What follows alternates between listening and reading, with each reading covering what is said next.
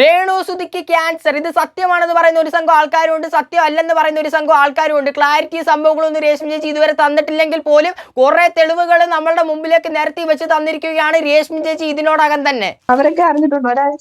ഇല്ല, ആരും വീഡിയോ ഇട്ടിട്ടില്ല. പക്ഷെ അവരെല്ലാരും അവൻ അറിഞ്ഞായിരുന്നു. ദുബായിൽ വെച്ച് ഈ സംഭവം അവർക്ക് എന്തോ ഒരു സംഭവമായിട്ട് അവിടെ ഹോസ്പിറ്റലിൽ ഞാനിപ്പോൾ ഏത് അവസ്ഥയിലാണ് പോകുന്നത് അല്ലെങ്കിൽ എന്താണെന്നൊന്നും അറിയില്ല. വെറുതെ കളിയാക്കാൻ എല്ലാവർക്കും ഭയങ്കര മിടുക്കാണിക്കരുത് കേട്ടോ. നിന്റെ തള്ള കേട്ടോ. എടാ നാണം കെട്ട നാറിയുടെ മകനെ. സോ ഹലോ ഗൈസ്, നമ്മുടെ മറ്റൊരു വീഡിയോയിലേക്ക് എല്ലാ മാന്യപ്രേക്ഷകർക്കും ഹാർദവമായ സ്വാഗതം. രേണു സുധിക്ക് ക്യാൻസർ എന്ന വളരെ വിഷമകരമായിട്ടുള്ള ഒരു വാർത്തയാണ് ഇതിനോടകം തന്നെ നമ്മൾ അറിഞ്ഞിരിക്കുന്നത്. സത്യം പറഞ്ഞു കഴിഞ്ഞാൽ എനിക്കും നല്ല വിഷമമുണ്ട്. അത് ഒറിജിനൽ ആണെങ്കിൽ മാത്രം എനിക്കും വിഷമമുണ്ട്. കാരണം നമ്മളെ എത്രയൊക്കെ വിമർശിച്ചിട്ടുള്ള ഒരാളാണെങ്കിലും ശത്രുവിന് പോലും വരുത്തരുത് എന്ന് നമ്മൾ ഓരോരുത്തരും പ്രാർത്ഥിക്കുന്ന ഒരു അസുഖം തന്നെയാണ് ക്യാൻസർ. കാരണം അത് വന്നിട്ടുള്ളവർ അനുഭവിക്കുന്നതും മറ്റും നമ്മൾ എല്ലാവരും കണ്ടിട്ടുള്ളതാണ്. അതുകൊണ്ട് തന്നെ നമ്മുടെ ശത്രുക്കൾക്ക് പോലും ഈ ഒരു അസുഖം വരുന്നതെന്ന് ഞാനും പ്രാർത്ഥിക്കാറുണ്ട്. പക്ഷേ ഇവിടെ ഇങ്ങനെ ഒരു സംഭവം ഉണ്ടായെന്ന് അറിഞ്ഞപ്പം ആദ്യം വിഷമിച്ചിട്ടുള്ളത് ഞാൻ തന്നെയാണ് എന്ന് ഞാൻ പറയും. കാരണം ഒരാളെ നമ്മൾ എത്ര വിമർശിച്ചിട്ടുണ്ടെങ്കിലും അതേ കൂട്ട് തന്നെ ഒരാൾ, അതും നമ്മൾ രേഷ്മ ചേച്ചിയുടെ ഒരു കാര്യം എടുത്ത് പറയുമ്പോൾ ആ ചേച്ചി കാണിച്ചിട്ടുള്ളതിനെ മാത്രമേ നമ്മൾ വിമർശിച്ചിട്ടുള്ളൂ. അല്ലാതെ ആ ചേച്ചിയെ പേഴ്സണൽ ലൈഫിലൊന്നും കയറി നമ്മൾ അറ്റാക്ക് സംഭവങ്ങളൊന്നും ചെയ്തിട്ടില്ല. ഇനിയും ഞാൻ പറയുകയാണ്, എടുത്തെടുത്ത് പറയുകയാണ്, ഇത് സംഭവം ഒറിജിനൽ ആണെങ്കിൽ മാത്രമേ ഞാൻ ഈ പറയുന്ന കാര്യങ്ങളൊക്കെ ആ ഒരു സംഭവമായിട്ട് കണക്ട് ചെയ്ത് വായിക്കാൻ പറ്റത്തുള്ളൂ. ഇതിനോടകം തന്നെ വന്നിരിക്കുന്ന ന്യൂസും സംഭവങ്ങളും ആൾക്കാർക്ക് കിട്ടിയിട്ടുള്ള സംഭവങ്ങളും എല്ലാം കൂടെ വെച്ച് കണക്ട് ചെയ്ത് നോക്കുമ്പോൾ സംഭവം ഉള്ളതാണ് എന്നാണ് നമുക്ക് അറിയാൻ സാധിച്ചിട്ടുള്ളത്. പരിമല ഹോസ്പിറ്റലിൽ പെറ്റ് സ്കാൻ ചെയ്യാൻ പോയപ്പോഴാണ് രേണു ചേച്ചിക്ക് ഈ ഒരു അസുഖം സ്ഥിരീകരിച്ചതായിട്ട് നമുക്ക് പറയുന്നത്. അതായത് ആ ഹോസ്പിറ്റലിൽ നിന്നിട്ടുള്ള നേഴ്സോ സ്റ്റാഫോ മറ്റോ അവരുടെ അനിയത്തിയാണ് ഈ ഒരു വോയിസ് സംഭവങ്ങളും ഒക്കെ ആയിട്ട് രംഗത്ത് വന്നിട്ടുള്ളത്. അവർ ഈ വോയിസിൽ പറയുന്ന സംഭവങ്ങളും മറ്റും നമ്മൾ കണക്ട് ചെയ്ത് വായിക്കുമ്പോൾ രേഷ്മ ചേച്ചിക്ക് ക്യാൻസർ ആണ് എന്നാണ് ഇതിനോടകം തന്നെ നമുക്ക് അറിയാൻ സാധിച്ചിട്ടുള്ളത്. പക്ഷേ രേഷ്മ ചേച്ചി അത് എവിടെയും വന്ന് പറഞ്ഞിട്ടില്ല. ഇനി നമുക്ക് വിഷയത്തിലോട്ട് വരാം. അതായത് രേഷ്മ ചേച്ചി സബ്സ്ക്രിപ്ഷൻ സംഭവങ്ങളൊക്കെ ചെയ്യുന്നത് നമ്മൾ എല്ലാവരും കണ്ടിട്ടുണ്ട്. ഇനി ഇത് വെച്ചൊരു പോയിന്റ് ഉണ്ടാക്കിക്കൊണ്ട് ചിലപ്പോൾ രേഷ്മ ചേച്ചി വരുമായിരിക്കും. അതായത് എനിക്കിങ്ങനെ റിയൽ ആണെങ്കിലുള്ള കാര്യമാണ് ഞാൻ പറയുന്നത്. എനിക്കിങ്ങനെ ഉള്ളതുകൊണ്ട് മാത്രം കാശ് തേടാൻ വേണ്ടിയുള്ള ഒരേ ഒരു വഴിയായിട്ടാണ് ഞാൻ ഈ സബ്സ്ക്രിപ്ഷൻ എടുക്കുന്നത് എന്ന്. ഇതിൽ കൂടെ നമുക്ക് മനസ്സിലാക്കേണ്ട ഒരു കാര്യം എന്ന് പറയുമ്പോൾ സത്യം പറഞ്ഞാൽ സബ്സ്ക്രിപ്ഷൻ എടുത്തൊന്നും കാശ് ഉണ്ടാക്കേണ്ട ഒരു അവസ്ഥയും രേഷ്മ ചേച്ചിക്കില്ല. അത്യാവശ്യം നല്ല രീതിക്ക് ഇനാഗ്രേഷൻസ് കിട്ടുന്നുണ്ട്, പ്രൊമോഷൻസ് കിട്ടുന്നുണ്ട്, എല്ലാം മാറ്റി നിർത്തിക്കോട്ടെ. ചേച്ചിക്ക് ഇപ്പോൾ ഒരു മാസം ഇപ്പോൾ പ്രൊമോഷനോ ഇനാഗ്രേഷനോ ഒന്നും കിട്ടിയില്ലെന്ന് തന്നെ ഇരിക്കട്ടെ. രേഷ്മ ചേച്ചിക്ക് ഒരു യൂട്യൂബ് ചാനൽ ഇപ്പുറത്തെ സൈഡിലുണ്ട്. ആ യൂട്യൂബ് നടത്തി മാന്യം മര്യാദയ്ക്ക് പോയാൽ തന്നെ രേഷ്മ ചേച്ചിയുടെ ഇപ്പോഴത്തെ ഒരു റീച്ച് വെച്ച് നമ്മൾ നോക്കിക്കഴിഞ്ഞാൽ എങ്ങനെ പോലും മാസം ലക്ഷങ്ങൾ ചേച്ചിക്ക് സമ്പാദിക്കാം യൂട്യൂബിൽ കൂടെ മാത്രം. നിങ്ങൾ മനസ്സിലാക്കണം, 500 രൂപയ്ക്കും 1000 രൂപയ്ക്കും വരെ ഓരോ ദിവസങ്ങൾ കഴിഞ്ഞുകൊണ്ട് പോക്കിയിരുന്ന രേഷ്മ ചേച്ചിക്ക് പെട്ടെന്ന് ആ ഒരു രൂപയിലോട്ട് തന്നെ, അതായത് വലിയ ലക്ഷങ്ങളൊന്നും ഇല്ലാത്ത ഒരു ദിവസം കഴിഞ്ഞു പോകാനും രേഷ്മ ചേച്ചിക്ക് വലിയ സംഭവങ്ങളൊന്നുമില്ല. ബിക്കോസ് അത് നമ്മളൊന്ന് ആലോചിച്ച് നോക്കിക്കഴിഞ്ഞാൽ ഓരോ ലക്ഷങ്ങൾ എന്നൊക്കെ പറയുമ്പോൾ വലിയൊരു തുക തന്നെ. വലിയ ലക്ഷങ്ങൾ രേഷ്മ ചേച്ചിക്ക് പ്രൊമോഷനും ഇനാഗ്രേഷനിൽ നിന്ന് കിട്ടുന്നതിൻ്റെ അത്രയും കിട്ടിയില്ലെങ്കിൽ പോലും അത്യാവശ്യം നല്ലൊരു തുക തന്നെയാണ് യൂട്യൂബിൽ നിന്ന് കിട്ടുന്നത്. ഇപ്പോഴാണെങ്കിൽ എണ്ണസംഖ്യയും കുറവ്. അതായത് ചേച്ചിയുടെ കൂടി പോയ പപ്പയും അമ്മയും അതേവിട്ട് തന്നെ കൊച്ചിനെ മാത്രം നോക്കി. അത് കിച്ചുചേട്ടൻ്റെ പാട് നോക്കി പോയിട്ടുണ്ട്. കിച്ചുചേട്ടന് ശമ്പളവും സംഭവങ്ങളും എല്ലാം ഉണ്ട്. അതുകൊണ്ട് തന്നെ അത്രയും നോക്കിയാൽ മതി. അപ്പോൾ ചിലവ് ചുരുക്കിയ ചേച്ചിക്ക് കഴിഞ്ഞാൽ മതി. അതേ സ്ഥിതിക്ക് ചേച്ചി വന്നിട്ട് ഈ സബ്സ്ക്രിപ്ഷൻ തുടങ്ങിയിട്ട് എനിക്കിങ്ങനെ ചികിത്സിക്കാൻ വേണ്ടിയുള്ള കാശ് തേടാൻ വേണ്ടിയാണ് ഞാനിങ്ങനെ നടന്നത് എന്നൊക്കെ പറഞ്ഞു കഴിഞ്ഞാൽ നമുക്ക് എങ്ങനെ വിശ്വസിക്കാൻ പറ്റും? സോ നിങ്ങൾ വീഡിയോ ആദ്യം തൊട്ട് അവസാനം വരെ കാണാം. ആരും വീഡിയോ ഫുള്ള് കാണാതെ വന്നിടത്ത് കമൻറ്റ് അയക്കില്ല. കാരണം നമ്മൾ കുറേ സംഭവങ്ങൾ ഇതിൽ പരിശോധിക്കുന്നുണ്ട്. അതായത് ഒന്നാമത് നമ്മൾ നോക്കാൻ പോകുന്ന കാര്യം രേഷ്മ ചേച്ചിയുടെ ലൈവ്, രണ്ടാമത് കുറച്ച് കമൻസ് സംഭവങ്ങൾ നോക്കാൻ പോകുന്നുണ്ട്, മൂന്നാമത് രേഷ്മ ചേച്ചിയുടെ പോസ്റ്റ്, നാലാമത് ഏറ്റവും കൂടുതൽ ആൾക്കാർക്ക് സംശയകരമായിട്ടുള്ള ഒരു സംഭവമായിരുന്നു രേഷ്മ ചേച്ചി കൂടെ ഇൻസ്റ്റാഗ്രാമിലും മറ്റ് റീൽസ് സംഭവങ്ങളും ഒക്കെ ഇടുമ്പോൾ എടുത്തെടുത്ത് പറയുന്ന ഒരു പോയിന്റാണ്, ഞാനിപ്പോൾ ഏത് മാനസിക അവസ്ഥയിലൂടെ കടന്നു പോകുന്നതെന്ന് നിങ്ങൾക്ക് ആർക്കും അറിയത്തില്ല, ഞാൻ പോകുന്നതിലൂടെ കടന്നു പോകാൻ നിങ്ങൾക്ക് ആർക്കും പറ്റത്തുമില്ലെന്ന് പറഞ്ഞിട്ടുണ്ട്. അതേക്കൂട്ട് രേഷ്മ ചേച്ചി എടുത്ത ഓരോ പോസ്റ്റോ സംഭവങ്ങളോ ആയാൽ പോലും ഇതേക്കുള്ള ക്യാപ്ഷൻസ് സംഭവങ്ങളൊക്കെ കൊടുക്കുന്നത്, അതൊക്കെ പരിശോധിക്കേണ്ടിയിരിക്കുന്നു. പിന്നെ ഈ ഒരു സംഭവം പുറത്ത് വന്നപ്പോൾ ഏറ്റവും കൂടുതൽ ആൾക്കാരും ചർച്ചയാക്കിയിട്ടുള്ള ഒരു വിഷയം എന്ന് പറയുമ്പോൾ ഡോക്ടർ രജിത് കുമാർ പുള്ളിക്കാരൻ വന്നിട്ട് കുറച്ച് ദിവസങ്ങൾക്ക് മുമ്പ് പറഞ്ഞിട്ടുണ്ടായിരുന്നു, നമ്മൾ അടക്കമുള്ള റിയാക്ഷൻ ചാനൽസ് എടുത്ത് വെച്ച് റിയാക്ഷൻ ചെയ്തിട്ടുണ്ട്. പുള്ളിക്കാരൻ പറഞ്ഞിട്ടുള്ളത് ഇതേട്ടുള്ള സബ്സ്ക്രിപ്ഷൻ വഴി ഇങ്ങനെ എന്തെങ്കിലുമൊക്കെ ചെയ്ത് വിവരക്കേടും കാണിച്ച് ഇതേട്ടുള്ള കോപ്രായങ്ങളൊക്കെ കാണിച്ച് കുട്ടികളിലോട്ട് ഈ നെഗറ്റീവ് ഇറക്കി കൊടുക്കുന്ന ഇവർക്കൊക്കെ ചെറിയൊരു അർബുദം വന്നു കഴിഞ്ഞാൽ തീരാവുന്ന അഹങ്കാരം ഉള്ളതെന്നൊക്കെ പറഞ്ഞ് കുറേ പോയിന്റ്സ്, നമുക്ക് സപ്പോർട്ട് പോലും ചെയ്യാൻ പറ്റുന്ന കുറേ പോയിന്റ്സ് രംഗത്ത് വെച്ചിട്ടുണ്ടായിരുന്നു. ഈ സംഭവങ്ങളൊക്കെ പറഞ്ഞപ്പോഴും അത് ആരും അങ്ങനെ മൈൻഡൊന്നും ചെയ്തിട്ടില്ലായിരുന്നു, പോടേന്ന് പറഞ്ഞു വിട്ടിട്ടുണ്ടായിരുന്നു. കുറച്ച് ദിവസങ്ങൾക്ക് ശേഷമാണ് ഈ ഒരു സംഭവം വന്നിട്ടുള്ളത്. അപ്പോൾ എല്ലാവരും കൂടെ കണക്ട് ചെയ്ത് പറയുന്നത് ഡോക്ടർ രജിത് കുമാറിനെ എല്ലാവരും കൂടെ തലയെ വെച്ചുകൊണ്ടിരിക്കുക. ഇവിടെ നിങ്ങളൊന്ന് മനസ്സിലാക്കേണ്ടത്, ഒരാൾ ഒരാൾക്ക് അസുഖം വരുമ്പോഴല്ല കളിയാക്കേണ്ടത്. റിയൽ ആകുമ്പോൾ ഉള്ള കാര്യമാണേ പറഞ്ഞത്, ഉള്ളതാണോ ഇല്ലാത്തതാണോ രേഷ്മ ചേച്ചി വന്ന് പറയാതെ നമുക്ക് ഉറപ്പിക്കാൻ പറ്റത്തില്ല, ഇതുവരെ പറഞ്ഞിട്ടില്ല. സോ ആദ്യം തന്നെ നമുക്ക് ഒരു കാര്യം നോക്കാം. രേഷ്മ ചേച്ചി ഇട്ടിട്ടുള്ളൊരു പോസ്റ്റാണ് ഈ സൈഡിൽ നിങ്ങൾക്ക് കാണാൻ പറ്റുന്നത്. ആ ഒരു പോസ്റ്റ് നിങ്ങൾ നോക്കിക്കഴിഞ്ഞാൽ മനസ്സിലാവും, ഐ ആം എ ഫൈറ്റർ. അത് സമയമാവുമ്പോൾ മനസ്സിലാവാത്തവർക്ക് മനസ്സിലാവും. അതായത് ഞാനൊരു പോരാളിയാണ്, അത് എന്നെ മനസ്സിലാക്കാതെ കുറ്റം പറയുന്നവർക്ക് കുറച്ച് നാളും കൂടെ കഴിയുമ്പോൾ മനസ്സിലാവും എന്നാണ് രേഷ്മ ചേച്ചി പറഞ്ഞിരിക്കുന്നത്. ഇതെല്ലാം കൂടെ കണക്ട് ചെയ്യുമ്പോഴാണ് ആൾക്കാരിലോട്ടൊരു ചോദ്യചിഹ്നം പങ്കുവെക്കുന്നത്. എൻ്റെ ഒരു പേഴ്സണൽ അഭിപ്രായം പറഞ്ഞു കഴിഞ്ഞാൽ രേഷ്മ ചേച്ചി ഇനിയിപ്പോൾ ഈ അസുഖമാണെങ്കിലും അല്ലെങ്കിൽ രേഷ്മ ചേച്ചി ഇപ്പോൾ വന്ന് കാണിക്കുന്നത് ശരിയായിട്ടുള്ള കാര്യമല്ല. കാരണം പണ്ട് ചേച്ചി കാണിച്ചതിൻ്റെ പീക്ക് ലെവലിൽ നിന്നാണ് രേഷ്മ ചേച്ചി ഇപ്പോൾ ഈ അഹങ്കാരം കാണിച്ചു കൂട്ടുന്നത്. കുറേ ആൾക്കാർ പറയുന്നത് കൂട്ട് തന്നെ തിന്നിട്ട് എല്ലിൻ്റെ ഇടയിൽ കയറുക എന്നൊക്കെ പണ്ടുള്ളവർ പറയുന്ന കേട്ടിട്ടുണ്ടല്ലോ. അതേ ഒരു സംഭവം തന്നെയാണ്. സബ്സ്ക്രിപ്ഷൻ വഴിയായാലും നിങ്ങൾ കാണിക്കുന്ന സംഭവങ്ങളൊക്കെ നമുക്കൊന്നും അംഗീകരിക്കാൻ പറ്റത്തില്ല. പ്രത്യേകിച്ച് കുട്ടികൾ ഉപയോഗിക്കുന്ന ഒരു പബ്ലിക് പ്ലാറ്റ്ഫോമിൽ വന്ന് ഇതേവിട്ടൊക്കെ കാണിച്ചു കൂട്ടുമെന്ന് പറഞ്ഞു കഴിഞ്ഞാൽ അംഗീകരിക്കാൻ പറ്റുന്ന ഒരു കാര്യമല്ല.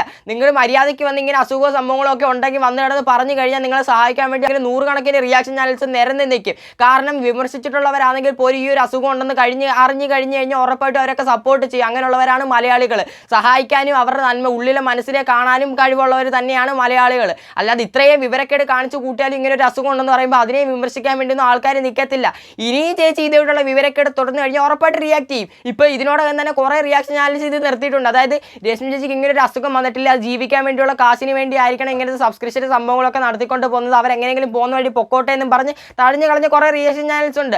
പക്ഷേ കൂടുതൽ റിയാക്ഷൻ ചാനൽസ് എതിരെ തന്നെ നിൽക്കുന്നത്. അതായത് ഈ ഒരു അസുഖം ഉണ്ടെങ്കിൽ തന്നെ ഇങ്ങനെ നിൽക്കുകയാണെങ്കിൽ, അത് ഇതേവിട്ട് തന്നെയുള്ള വിവരക്കേട് സംഭവങ്ങളും കാണിച്ചുകൊണ്ട് നിൽക്കുകയാണെങ്കിൽ ഉറപ്പായിട്ടും വിമർശിച്ചിരിക്കും, 100% വിമർശിച്ചിരിക്കും. കാരണം ഇതേവിട്ടുള്ള കോപ്രായങ്ങൾ കാണിച്ചുകൊണ്ട് നടക്കുന്നതിനോട് നമുക്ക് അംഗീകരിക്കാൻ പറ്റത്തില്ല. പക്ഷേ പേഴ്സണൽ ലൈഫിൽ കയറി ആരും കൈ കടത്തത്തുമില്ല.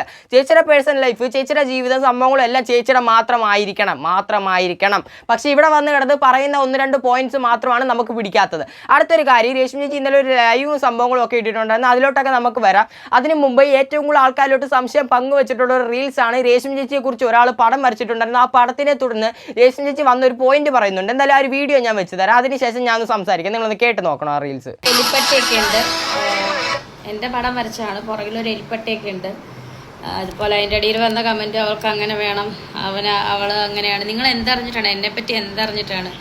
ഈ നെഗറ്റീവ് പറയുന്ന ആർക്കും എന്നെ അറിയില്ല. ഞാൻ എന്ത് സാഹചര്യത്തിലൂടെയാണ് കടന്നു പോകുന്നത്, ഞാനിപ്പോൾ ഏത് അവസ്ഥയിലാണ് പോകുന്നത്, അല്ലെങ്കിൽ എന്താണെന്നൊന്നും അറിയില്ല. വെറുതെ കളിയാക്കാൻ എല്ലാവർക്കും ഭയങ്കര മിടുക്കാണ്. എന്നെ നേരിട്ട് കണ്ട ആരും എന്തായാലും ഞാൻ എലിയാണെന്നോ പല്ലിയാണെന്നോ ഒന്നും പറയാറില്ല. കേട്ടില്ല, അതിനകത്ത് മെയിനായിട്ടൊരു കഥാപാത്രമായിട്ട് വന്നിട്ടുള്ളത് എൻ്റെ സാഹചര്യങ്ങൾ നിങ്ങൾക്കറിയില്ല. ഞാൻ ഏത് വഴിയിൽ കൂടെയാണ് കടന്നു പോകുന്നത്, ഏത് രീതിയിൽ കൂടെയാണ്, ഏത് മാനസികാവസ്ഥയിൽ കൂടെയാണ് കടന്നു പോകുന്നത് എന്നൊന്നും നിങ്ങൾ ഈ വിമർശിക്കുന്നവർക്കറിയില്ല എന്നാണ് രേഷ്മ ചേച്ചി ഇത് മെയിനായിട്ട് പറയുന്നത്. അതൊക്കെ കേട്ടപ്പോഴും നമ്മൾ വിചാരിച്ചൊരു കാര്യം എന്ന് പറയുമ്പോൾ എന്തെങ്കിലുമൊക്കെ ചെയ്തിട്ടുള്ള കോപ്രായങ്ങൾ കാണിച്ചിട്ട് ആൾക്കാരെ റിയാക്ട് ചെയ്യാതിരിക്കാൻ വേണ്ടി ഒരു സെന്റിമെന്റ്സ് കുത്തിവെക്കാൻ വേണ്ടിയുള്ള ഒരു അടവാണ് എന്നാണ്. അന്നേരം ഒന്നും ഈ സംഭവങ്ങളൊന്നും പുറത്തു വന്നിട്ടില്ലായിരുന്നു. ഇപ്പോൾ ഈ ഒരു ദിവസം ആയതേ ഉള്ളൂ, ഒരു ദിവസം ആയില്ല. അതിനു മുമ്പാണ് ഈ ഒരു വോയിസ് സംഭവങ്ങളൊക്കെ പുറത്തു വന്നിരിക്കുന്നത്.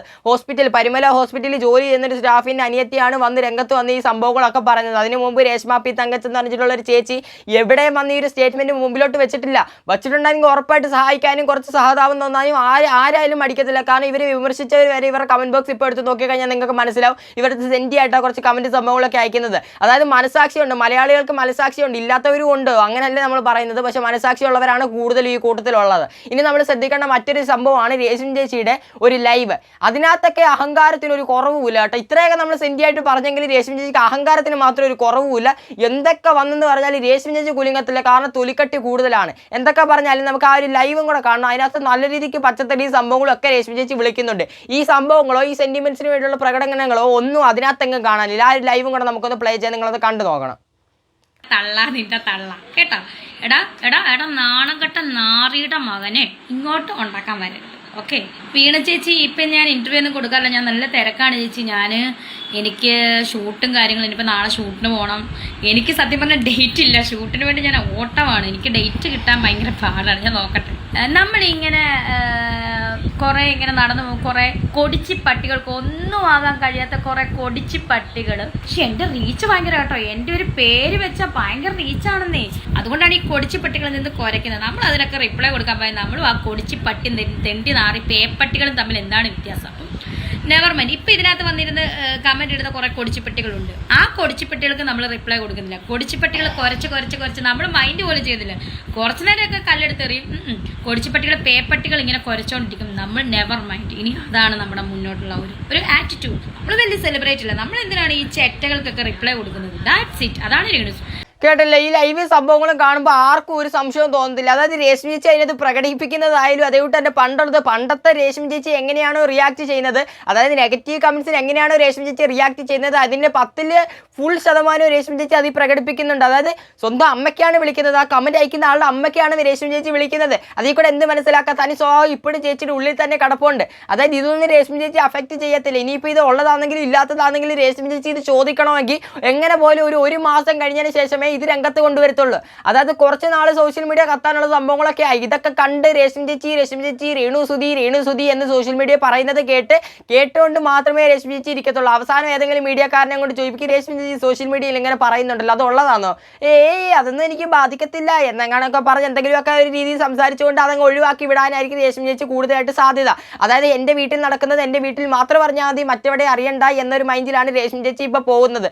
സത്യം പറഞ്ഞാൽ ഇതിൽ കൂടെ നമുക്ക് എന്തോ വായിച്ചെടുക്കാൻ പറ്റും. ഒരു സൈഡിൽ വന്നിട്ട് രേഷ്മി ചേച്ചി ഇങ്ങനെയൊക്കെ പറഞ്ഞ സെന്റിമെന്റ്സ് സംഭവങ്ങളും ഒക്കെ കണ്ടു കഴിഞ്ഞാൽ നമ്മൾ എന്തോ പറയും, ഇതുള്ളതാണെന്ന്. മറ്റേ സൈഡിൽ വന്ന് കിടന്ന് ഇതേവിട്ട് അമ്മയ്ക്കും അച്ഛനും ഒക്കെ വിളിച്ച് പച്ചത്തറിയും വിളിച്ച് കിടന്ന് അഹങ്കാരം കാണിക്കുന്ന രേഷ്മി ചേച്ചി ചെയ്യുന്നത് കണ്ടാൽ നമ്മൾ എന്തോ പറയും, ഇതില്ലാത്തതാണെന്ന്. ഏത് വിശ്വസിക്കണമെന്ന് നമുക്ക് ആർക്കും മനസ്സിലാവുന്നില്ല. അടുത്തൊരു കാര്യമാണ് ഡോക്ടർ രജിത് കുമാർ. പുള്ളിക്കാരനെ ഇപ്പോൾ കുറേ ആൾക്കാർ തലയിൽ വെച്ചോണ്ട് നടക്കുന്നുണ്ട്. നമുക്ക് അംഗീകരിക്കാൻ പറ്റുന്ന ഒരു കാര്യമല്ല. പുള്ളിക്കാരൻ പറയുന്നത് സബ്സ്ക്രിപ്ഷൻ നടത്തുന്നതായിട്ടുള്ള എല്ലാവർക്കും ആ കിട്ടുന്ന പൈസ ഇതേട്ടുള്ള 60 സംഭവങ്ങൾ വന്നു കഴിഞ്ഞാൽ അതിൻ്റെ മേലിൽ ചുമത്താൻ മാത്രമേ കാണത്തുള്ളൂ എന്നാണ്. അംഗീകരിക്കാൻ പറ്റുന്ന ഒരു കാര്യമല്ല എന്ന് നമ്മൾ ഇത് റിയാക്ട് ചെയ്ത ആ ഒരു സമയത്ത് തന്നെ പറഞ്ഞിട്ടുണ്ടായിരുന്നു. അതുകൊണ്ട് തന്നെ അതൊന്നും കേൾക്കേണ്ട ഒരു ആവശ്യവും നമുക്കില്ല. പിന്നെ രേഷ്മി ചേച്ചിക്ക് ഇപ്പോൾ ഈ ഒരു സംഭവം വന്നിട്ടുണ്ടെന്ന് കുറേ ആൾക്കാർ പറയുന്നത് സംഭവങ്ങളും എല്ലാം കേൾക്കുമ്പോൾ ഏറ്റവും കൂടുതലായിട്ടും കമന്റ് ബോക്സിൽ മുടങ്ങി കേൾക്കുന്ന ഒരേ ഒരു ശബ്ദമാണ് ഡോക്ടർ രജിത് കുമാർ പറഞ്ഞിട്ടുള്ളത്. 100ൽ 101% അതേപടി തന്നെ നടന്നിട്ടുണ്ടെന്ന്. ഒരിക്കലും അംഗീകരിക്കാൻ പറ്റുന്ന ഒരു കാര്യമല്ല. ഒരാൾക്ക് അസുഖം വരുമ്പോൾ തള്ളിക്കളയാനും ഇതേവിട്ട് തന്നെ തള്ളി പറയാനും വിമർശിക്കാനും നമ്മളെ കൊണ്ട് പറ്റത്തില്ല. പക്ഷേ വിമർശിക്കണമെങ്കിൽ ഇതേവിട്ടുള്ള വിവരക്കേട് രേഷ്മി ചേച്ചി കാണിക്കണം. ഇനിയും കാണിച്ചു കഴിഞ്ഞാൽ നമ്മൾ ഉറപ്പായിട്ടും വിമർശിക്കുക തന്നെ ചെയ്യും. അസുഖമാണെന്നോ അല്ലെന്നോ എന്ത് തെളിഞ്ഞു കഴിഞ്ഞാലും ചേച്ചി ഇതേട്ടുള്ള വിമർശനങ്ങൾക്ക് അതീതമായിട്ടുള്ള കാര്യങ്ങൾ ചെയ്തു കഴിഞ്ഞാൽ ഇനിയും വിമർശിച്ചിരിക്കും 100%. അത് ഉറപ്പാണ്. ഇത്രയും സംഭവങ്ങളാണ് ഏറ്റവും കൂടുതലായിട്ട് സോഷ്യൽ മീഡിയ വന്ന് കറങ്ങുന്നത്. ഇത് വന്നപ്പോൾ കൂടുതലായിട്ടും എൻ്റെ കമന്റ് ബോക്സിൽ ഒത്തിരി ആൾക്കാരും പറഞ്ഞിട്ടുണ്ട് സംഭവമാണ് മോനെ ഈ ക്യാൻസർ എന്നൊക്കെ പറയുന്ന സംഭവങ്ങളുണ്ട്, ഇതൊക്കെ ഒറിജിനലാണോ റിയൽ ആണോ എന്താണ് മോൻ്റെ അഭിപ്രായം, ദയവ് ചെയ്തൊരു വീഡിയോ ആക്കി ചെയ്യണമെന്ന് നിരവധി ആൾക്കാർ കമന്റ് ബോക്സിൽ നിന്ന് കമന്റ് ചെയ്തായിരുന്നു. ഈ സംഭവങ്ങളൊക്കെ കൂട്ടി വയ്ക്കുമ്പോൾ നമുക്ക് ഇത്രയൊക്കെ പറയാൻ ഒക്കത്തുള്ളൂ. കൂടുതലായിട്ട് വല്ല ഡീറ്റെയിൽസ് സംഭവങ്ങൾ വേണമെങ്കിൽ ഒന്നെങ്കിൽ രേഷ്മി ചേച്ചി പുറത്ത് വന്ന് പറയണം, അല്ലെങ്കിൽ കൂടുതലായിട്ടുള്ള വോയിസ് സംഭവങ്ങൾ പുറത്ത് വരണം. ഇത് ഈ രണ്ടിലും ഏതെങ്കിലും ഒരു സംഭവങ്ങൾ വന്നാൽ മാത്രമേ നമുക്ക് തീർച്ചയായിട്ടും എന്തെങ്കിലും സംഭവങ്ങൾ പറയാൻ പറ്റത്തുള്ളൂ. ഇത്തരം സംഭവങ്ങളാണ് വന്നിട്ടുള്ളത്. ഇത് കണ്ടപ്പോൾ ഇത് പ്രതികരിക്കണമെന്ന് തോന്നി. കാരണം ഇതിൻ്റെ റിയാലിറ്റി എന്തോ അത് കുറേ ആൾക്കാരും കൂടെ അറിയാനുണ്ട്. അതിന് മാത്രമാണ് ഈ ഒരു വീഡിയോ ഞാൻ ചെയ്തിട്ടുള്ളത്. എന്തായാലും വീഡിയോ ഇന്നത്തെ ഇത്രയുള്ളൂ. എല്ലാവർക്കും ഇഷ്ടപ്പെട്ടിട്ടുണ്ടെന്ന് വിശ്വസിക്കുന്നു. എന്നെ കൊണ്ട് പറ്റുന്ന രീതിയിൽ മാക്സിമം തെളിവുകൾ കളക്ട് ചെയ്യാനാണ് ഈ ഒരു വീഡിയോ ചെയ്തിട്ടുള്ളത്. അതുകൊണ്ട് തന്നെ എല്ലാവർക്കും ഇഷ്ടപ്പെട്ടിട്ടുണ്ടെന്ന് വിശ്വസിക്കുന്നു. ചാനൽ ആദ്യമായിട്ടാണ് ഒരു വീഡിയോ ലൈക്ക് ചെയ്യാനും ചാനൽ സബ്സ്ക്രൈബ് ചെയ്യാനും വീഡിയോ ഒന്ന് ഹൈപ്പ് ചെയ്യാനും മറക്കല്ലേ. അപ്പോൾ അടുത്ത നല്ലൊരു ടോപ്പിക്കായിട്ടാണ്. അപ്പോൾ കുറച്ച് ലെഫ്റ്റിലോട്ട് പോട്ടെ, കുറച്ച് റൈറ്റിലോട്ട് പോട്ടെ, ഞാൻ സ്ട്രൈറ്റ് പോകാം. അടുത്ത നല്ലൊരു ടോപ്പിക്കായിട്ടാണ്. എല്ലാവർക്കും ബൈ.